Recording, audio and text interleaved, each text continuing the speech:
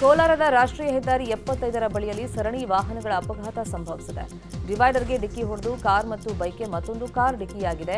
ಅರಾಬಿ ಕೊತ್ತನೂರು ಗ್ರಾಮದ ಗೇಟ್ ಬಳಿಯಲ್ಲಿ ಬೈಕ್ನಲ್ಲಿದ್ದ ಮೂವರಿಗೆ ಗಂಭೀರ ಗಾಯಗಳಾಗಿದ್ದು ಅವರನ್ನು ಜಿಲ್ಲಾಸ್ಪತ್ರೆಗೆ ದಾಖಲು ಮಾಡಲಾಗಿದೆ. ಅಪಘಾತದಿಂದ ಬೈಕ್ ಹಾಗೂ ಕಾರ್ ಸಂಪೂರ್ಣ ನಜ್ಜುಗುಜ್ಜಾಗಿದೆ. ಸ್ಥಳಕ್ಕೆ ಕೋಲಾರ ಗ್ರಾಮಾಂತರ ಠಾಣಾ ಪೊಲೀಸರು ಭೇಟಿಯನ್ನು ಕೊಟ್ಟು ಪರಿಶೀಲನೆಯನ್ನ ಮಾಡಿದ್ದಾರೆ.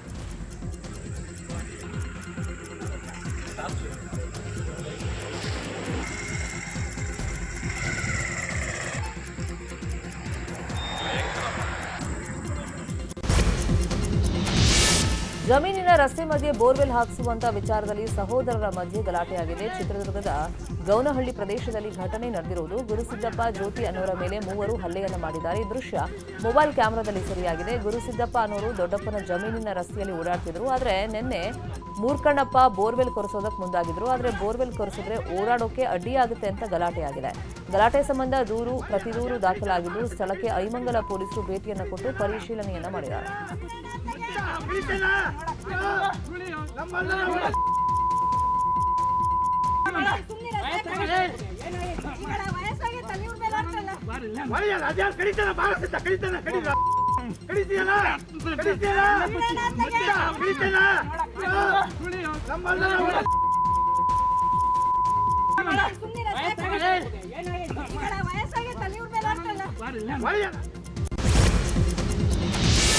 ಠಾಣೆಯಲ್ಲಿ ಪೊಲೀಸರು ಪ್ರೇಮಿಗಳನ್ನ ಒಂದು ಮಾಡಿದ್ದಾರೆ. ಶಿಡ್ಲಘಟ್ಟ ಠಾಣೆಯಲ್ಲಿ ಪೊಲೀಸರೇ ಮುಂದೆ ನಿಂತು ಪ್ರೇಮಿಗಳ ಮದುವೆ ಮಾಡಿಸಿದ್ದಾರೆ. ಠಾಣೆಯ ಮುಂಭಾಗದಲ್ಲೇ ಸಂಪ್ರದಾಯದಂತೆ ಮದುವೆಯಾಗಿದೆ. Police sub inspector Venugopal Padmavathamma ನೇತೃತ್ವದಲ್ಲಿ ನಡೆದಂತಹ ಮದುವೆ ಇದು. 6 ವರ್ಷಗಳಿಂದ ಪರಸ್ಪರ ಪ್ರೀತಿ ಮಾಡ್ತಾ ಇದ್ದ ಕಾರ್ತಿಕ್ ಹಾಗೂ ಅಂಕಿತಾ ಮದುವೆಗೆ ಮನೆಯವರು ವಿರೋಧ ವ್ಯಕ್ತಪಡಿಸಿದರು. ಈ ಹಿನ್ನೆಲೆಯಲ್ಲಿ ಪೊಲೀಸ್ ಠಾಣೆ ಮೆಟ್ಲೇರಿದ ಪ್ರೇಮಿಗಳಿಗೆ ಪೊಲೀಸರೇ ಮದುವೆ ಮಾಡಿಸಿದ್ದಾರೆ.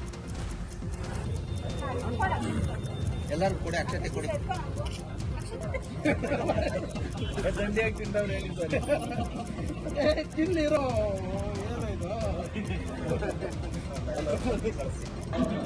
ನಮಸ್ಕಾರ ಮಾಡ್ಕೊತಾ ಇರ್ಬೇಕು. ಉಗೋ ಸೇರಿ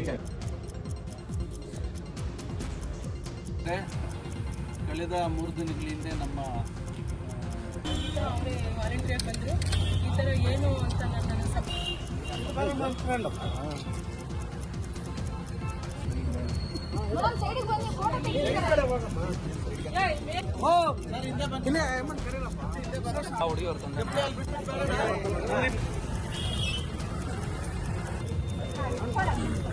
ಎಲ್ಲರೂ ಕೂಡ ಅಕ್ಷತೆ ಕೊಡಿ.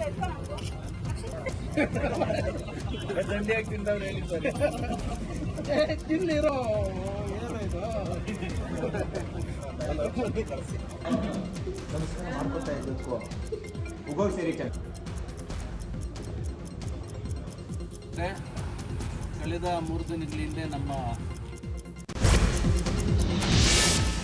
ಬಸವಸಾಗರ ಜಲಾಶಯದಿಂದ ಎನ್ಆರ್ಬಿಸಿ ಕಾಲುವೆಗೆ ನೀರು ಹರಿಸಬೇಕು ಅಂತೇಳಿ ಶಾಸಕಿ ಕರೆಮ್ಮ ಜಿ ನಾಯಕ್ ಆಗ್ರಹ ಮಾಡಿದ್ದಾರೆ.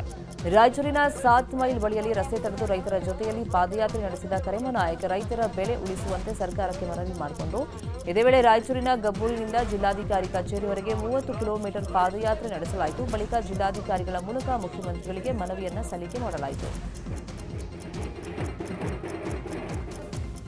ಸಿ ಅವ್ರು ಬಂದು ಏನು ಹೇಳ್ತಾರಪ್ಪ ಅಂತಂದರೆ, ಇಲ್ಲ ಸರ್ಕಾರಕ್ಕೆ ತಲೆ ಬಾಗಬೇಕು, ನಾವು ತಲೆ ಬಾಗ್ತೀವಿ ಅಂತ ಹೇಳ್ತಾರೆ. ನಿಮಗೇನಾರು ಅವಶ್ಯಕತೆ ಇದ್ರೆ ತಲೆ ಬಾಗ್ರಿ, ರೈತನ ಯಾಕೆ ತಲೆ ಬಾಗಿಸ್ತೀರಿ ನೀವು ಅನ್ನೋಂಥದ್ದು ನನ್ನ ಕ್ವಶನು.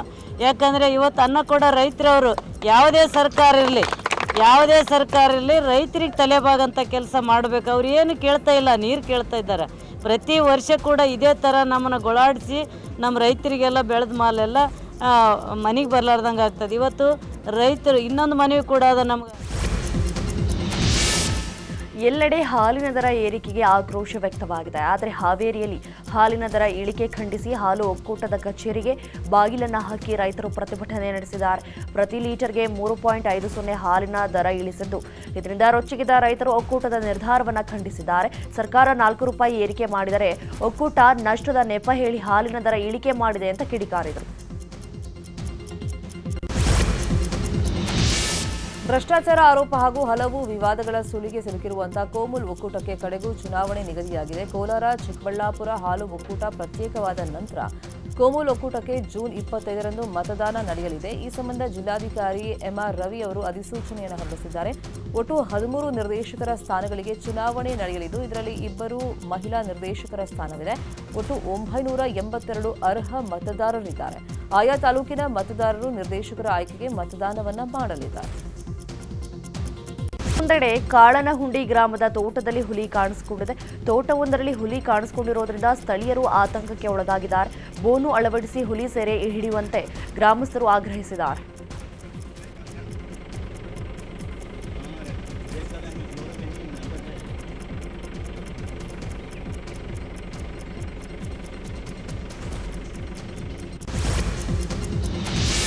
ಮಾದಿಗರ ಒಳ ಮೀಸಲಾತಿ ಜಾರಿ ಮಾಡುವ ವಿಷಯಕ್ಕೆ ಸಂಬಂಧಪಟ್ಟಂತೆ ಇದೇ ಏಪ್ರಿಲ್ 6ರಿಂದ ರಾಜ್ಯಾದ್ಯಂತ ಒಳ ಮೀಸಲಾತಿ ಜಾತಿ ಸಮೀಕ್ಷೆ ನಡೆಯಲಿದೆ.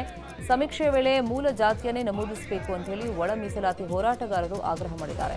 ಸರ್ವೆ ಕಾರ್ಯದವರು ಮನೆ ಬಾಗಿಲಿಗೆ ಬಂದಾಗ ಜಾತಿ ಕಾಲಂನಲ್ಲಿ ಮಾದಿಗ ಅಂತ ಬರೆಸಬೇಕು, ಇನ್ನು ಧರ್ಮ ಕಾಲಂನಲ್ಲಿ ಹಿಂದೂ ಅಂತ ಬರೆಸಬೇಕು ಅಂತ ಮಾದಿಗ ದಂಡೋರ ರಾಜ್ಯ ಕಾರ್ಯಾಧ್ಯಕ್ಷ ಫರ್ನಾಂಡಿಸ್ ಹಿಪ್ಪಾಳಗಾಂವ್ ಮನವಿ ಮಾಡಿದ್ದಾರೆ. ಕಾಮಳ್ಳಿ ಗ್ರಾಮದ ಕೆರೆಯಲ್ಲಿ ಹಸು ತೊಳೆಯಲು ಹೋಗಿ 3 ಸಾವನ್ನಪ್ಪಿದ್ರು. ಇನ್ನು ಮೃತರ ನಿವಾಸಕ್ಕೆ ಭೇಟಿ ಕೊಟ್ಟಂತಹ ಯತೀಂದ್ರ ಸಿದ್ದರಾಮಯ್ಯ ಕುಟುಂಬಸ್ಥರಿಗೆ ಸಾಂತ್ವನವನ್ನು ಹೇಳಿದ್ದಾರೆ. ಯುಗಾದಿ ಹಬ್ಬದಂದು ಕೆರೆಗೆ ಹಸು ತೊಳೆಯಲು ಹೋಗಿದ್ದ 3 ಕೆರೆಯಲ್ಲಿ ಮುಳುಗಿ ಸಾವನ್ನಪ್ಪಿದ್ರು. ಇನ್ನು ಈ ಬಗ್ಗೆ ಸಿಎಂ ಸಿದ್ದರಾಮಯ್ಯ ಗಮನಕ್ಕೆ ತಂದು ಸೂಕ್ತ ಪರಿಹಾರ ಕೊಡಿಸುವ ಭರವಸೆಯನ್ನ ಕುಟುಂಬಸ್ಥರಿಗೆ ಯತೀಂದ್ರ ಸಿದ್ದರಾಮಯ್ಯನವರು ನೀಡಿದರು. ಹುಬ್ಬಳ್ಳಿಯ ಉಳಕಲ್ನ ಸಿದ್ದಪ್ಪಜ್ಜಯನ ಜಾತ್ರಾ ಮಹೋತ್ಸವ ನಡೆಯಿತು. ಜಾತ್ರಾ ಮಹೋತ್ಸವದ ಅಂಗವಾಗಿ ಕುಸ್ತಿ ಪಂದ್ಯಾವಳಿಯನ್ನು ಆಯೋಜನೆ ಮಾಡಲಾಗಿತ್ತು. ರಾಜ್ಯದ ವಿವಿಧೆಡೆಯಿಂದ ಆಗಮಿಸಿದ ಕುಸ್ತಿಪಟುಗಳು ಪಂದ್ಯಾವಳಿಯಲ್ಲಿ ಪಾಲ್ಗೊಂಡಿದ್ದರು. ಬಯಲು ಕುಸ್ತಿ ಪಂದ್ಯದಲ್ಲಿ ರೋಷನ್ ಮಾಸೂರ ಪ್ರಥಮ, ಹಾಗೆಯೇ ಸದಾನಂದ ಉಣಕಲ್ ಮತ್ತು ಹರ್ಷದ್ ನರೇಂದ್ರ ದ್ವಿತೀಯ ಸ್ಥಾನ ಗಳಿಸಿದರು. ವಿಜೇತರಿಗೆ ಮಠಾಧೀಶರು, ಉಣಕಲ್ನ ಗಣ್ಯರು ಬಹುಮಾನ ವಿತರಣೆ ಮಾಡಿದರು.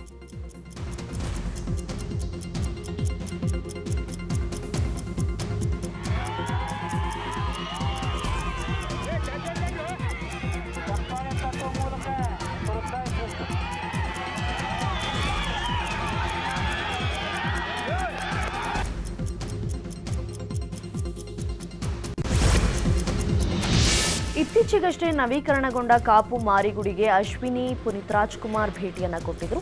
ಮಾರಿಯಮ್ಮ ಹಾಗೂ ಉಚ್ಚಂಗಿ ದೇವಿಯ ದರ್ಶನವನ್ನು ಪಡೆದ ಅಶ್ವಿನಿ ಪುನೀತ್ ರಾಜ್ಕುಮಾರ್ ಜೀರ್ಣೋದ್ಧಾರಗೊಂಡ ದೇಗುಲವನ್ನು ವೀಕ್ಷಣೆ ಮಾಡಿದರು.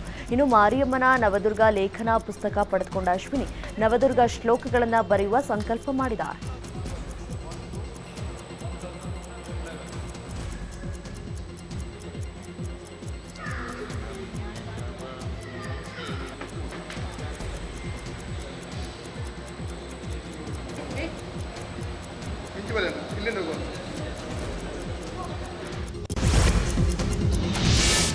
ಕೋಲಾರದ ಮುಳುಬಾಗಿಲು ನಗರಕ್ಕೆ ಉಪ ಲೋಕಾಯುಕ್ತ ದಿಢೀರಂತ ಭೇಟಿಯನ್ನು ಕೊಟ್ಟಿದ್ದಾರೆ. ನಗರಸಭೆ ಕಚೇರಿಗೆ ಭೇಟಿ ನೀಡಿದ ಉಪ ಲೋಕಾಯುಕ್ತ ಬಿ ವೀರಪ್ಪ ಪರಿಶೀಲನೆ ಮಾಡಿದರು. ಇದೇ ವೇಳೆ ಸಾರ್ವಜನಿಕರ ಅಹವಾಲಿಗೆ ಸ್ಪಂದಿಸದ ನಗರಸಭೆ ಅಧಿಕಾರಿಗಳನ್ನು ತರಾಟೆಗೆ ತಗೊಂಡಿದ್ದಾರೆ.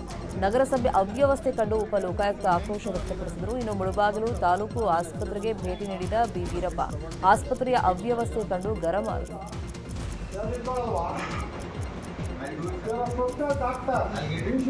ಇಲ್ಲ ಇದ್ರೆ ನೀವು ಹೇಳಿದಾಗ ನಾವೇ ಆಕ್ಷನ್ ತಗೋತೀವಿ.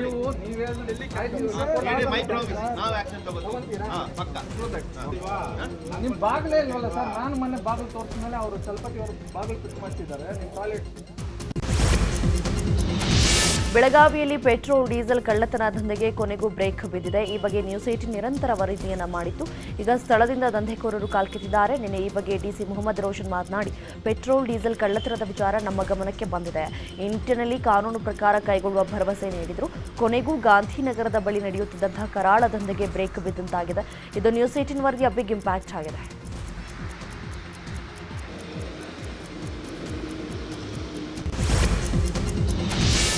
ಮೈಸೂರು ಜಿಲ್ಲೆ ನಂಜನಗೂಡು ತಾಲೂಕಿನ ಗ್ರಾಮಾಂತರ ಪ್ರದೇಶಗಳಲ್ಲಿ ಅಕ್ರಮ ಮದ್ಯ ಮಾರಾಟಗಾರರ ಹಾವಳಿ ಮಿತಿ ಮೀರಿದೆ. ಅಕ್ರಮ ಮದ್ಯ ಕುಡಿದು 3ಕ್ಕೂ ಹೆಚ್ಚು ಮಂದಿ ಸಾವನ್ನಪ್ಪಿದ್ರು. ಈ ಕುರಿತಂತೆ ನ್ಯೂಸ್ 18ನಲ್ಲಿ ಸುದ್ದಿ ಪ್ರಸಾರ ಆಗ್ತಾ ಇದ್ದಂಗೆ ಅಬಕಾರಿ ಇಲಾಖೆ ಅಧಿಕಾರಿಗಳು ಅಲರ್ಟ್ ಆಗಿದ್ದಾರೆ. ನಂಜನಗೂಡಿಗೆ ಅಬಕಾರಿ ಉಪ ಆಯುಕ್ತೆ ಡಾಕ್ಟರ್ ಮಹಾದೇವಿ ಭೇಟಿ ನೀಡಿ ಸಭೆಯನ್ನ ಮಾಡಿದ್ರು. ಇದೇ ವೇಳೆ 5 ವಿಶೇಷ ತಂಡ ರಚನೆ ಮಾಡಿ ಕಟ್ಟುನಿಟ್ಟಿನ ಕ್ರಮ ಕೈಗೊಳ್ತೀವಿ ಅಂತ ಹೇಳಿದ್ರು. ಇದು ನ್ಯೂಸ್ 18ನ ಡಬಲ್ ಇಂಪ್ಯಾಕ್ಟ್ ಆಗಿದೆ.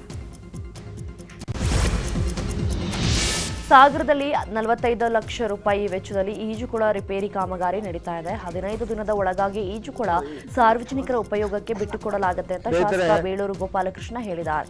ಈಜುಕೊಳದಲ್ಲಿ ಬೇಸಿಗೆ ಶಿಬಿರ ನಡೆಸಿ ಆಸಕ್ತ ಮಕ್ಕಳಿಗೆ ಸುಲಭವಾಗಿ ಈಜು ಕಲಿಸುವ ಶೀಘ್ರದಲ್ಲಿಯೇ ಈ ಒಂದು ಕಾರ್ಯಕ್ರಮ ರೂಪಿಸಲಾಗುತ್ತೆ. ನಾನು ಶಾಸಕನಾಗಿದ್ದಾಗ 2 ಕೋಟಿ ರೂಪಾಯಿ ಈಜುಕೊಳ ನಿರ್ಮಾಣಕ್ಕೆ ಬಿಡುಗಡೆ ಮಾಡಿಸಿದೆ. ನಂತರ ಕಾಗೋಡು ತಿಮ್ಮಪ್ಪ ಅವರು 50 ಲಕ್ಷ ರೂಪಾಯಿ ಮಂಜೂರು ಮಾಡಿಸಿದರು. ನಂತರ ಬಂದವರು ಈಜುಕೊಳ ತರಾತುರಿಯಲ್ಲಿ ಉದ್ಘಾಟನೆ ಮಾಡಿದರೆ ವಿನಃ ನಿರ್ವಹಣೆ ಕುರಿತು ಆಸಕ್ತಿ ತೋರಿಸಿರಲಿಲ್ಲ ಅಂತ ಬೇಳೂರು ಗೋಪಾಲಕೃಷ್ಣ ಅವರು ಹೇಳಿದ್ದಾರೆ. ಫಾಕ್ಸ್ಕಾನ್ ಕಂಪನಿಯ ತ್ಯಾಜ್ಯ ನೀರು ಕೊನಘಟ್ಟ ಕೆರೆಯ ಒಡಲು ಸೇರ್ತಾ ಇದೆ. ಕಲುಷಿತ ನೀರಿನ ಕುಂಟೆ ಕಟ್ಟೆಯನ್ನು ಒಡೆದು ರಾಜಕಾಲುವೆಗೆ ನೀರನ್ನು ಹರಿಯಬಿಟ್ಟಿದ್ದಾರೆ. ಇದರಿಂದ ರಾಜಕಾಲುವೆಗೆ ಮೂಲಕ ಕಲುಷಿತ ನೀರು ಕೊನಘಟ್ಟ ಕೆರೆ ಒಡಲು ಸೇರ್ತಾ ಇದೆ. ಇನ್ನು ಸ್ಥಳಕ್ಕೆ ಶಾಸಕ ಧೀರಜ್ ಮುನಿರಾಜು, ತಹಶೀಲ್ದಾರ್ ವಿಭಾ ವಿದ್ಯಾ ರಾಠೋಡ್, ತಾಲೂಕ್ ಪಂಚಾಯತ್ ಇಒ ಮುನಿರಾಜು ಭೇಟಿ ಕೊಟ್ಟು ಪರಿಶೀಲನೆ ಮಾಡಿದರು. ಈ ವೇಳೆ ಹೊಂಡದ ಕಟ್ಟೆಯನ್ನು ಮುಚ್ಚುವಂತೆ ಕಂಪನಿ ಸಿಬ್ಬಂದಿಗೆ ಧೀರಜ್ ಮುನಿರಾಜು ಕ್ಲಾಸ್ ತಗೊಂಡಿದ್ದಾರೆ. ಹರಿತಿರುವಂತಹ ಕಲುಷಿತ ನೀರು ಹೊರ ಹೋಗದಂತೆ ಜೆಸಿಬಿಗಳ ಮೂಲಕ ತಡೆವೊಡ್ಡಿ ಅಂತ ಶಾಸಕರು ಎಚ್ಚರಿಕೆಯನ್ನು ಕೊಟ್ಟಿದ್ದಾರೆ.